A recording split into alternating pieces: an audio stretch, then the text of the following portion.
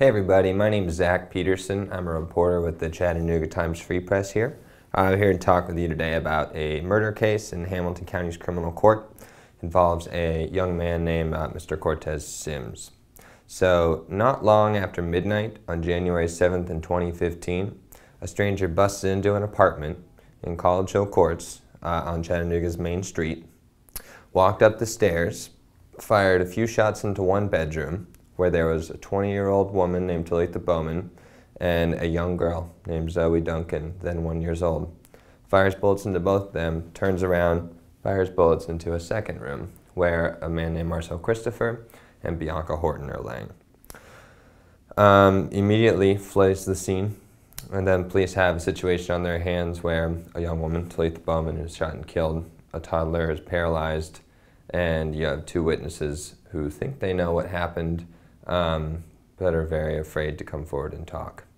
So this is a really intriguing case because actually last month Mr. Sims was found guilty of several of the charges that prosecutors brought against him.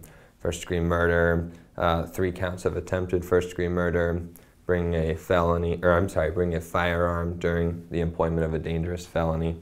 So anyway, what we've got here right now is a situation where Mr. Sims has been convicted, but not yet sentenced.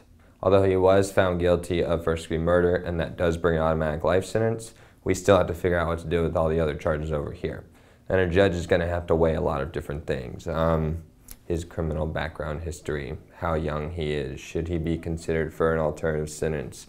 Is he among the most dangerous people who do need to go to some form of prison?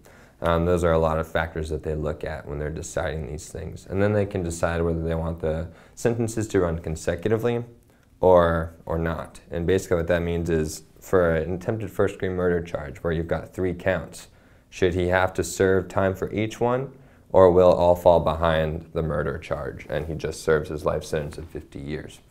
So those are kind of the questions we're dealing with right now. Mr. Sims, who is 19, has also filed a motion for new trial. He's saying that the court erred in doing a few things. One was prosecutors wanted to introduce evidence of gang affiliation as sort of a means of motive for this thing. You know, Marcel's in a different gang than Mr. Sims, therefore they are after each other because both gangs have been in a year-long feud. That was sort of the prosecution's point. Some defense attorneys were kind of wary about that, simply just because the state had a lot of proof to suggest that it was Mr. Sims.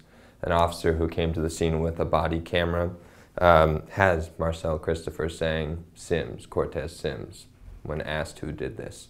So it's a very intriguing case. It sort of shows how on this one side you have law enforcement attempting to almost use gang affiliation as a means of evidence or as a means of identification and motive. On the other side you've got defense attorneys who just say, hey, we need just you to work with the evidence. And in the meantime, we still have a family who's lost loved ones and a 19-year-old who feels slighted by the system.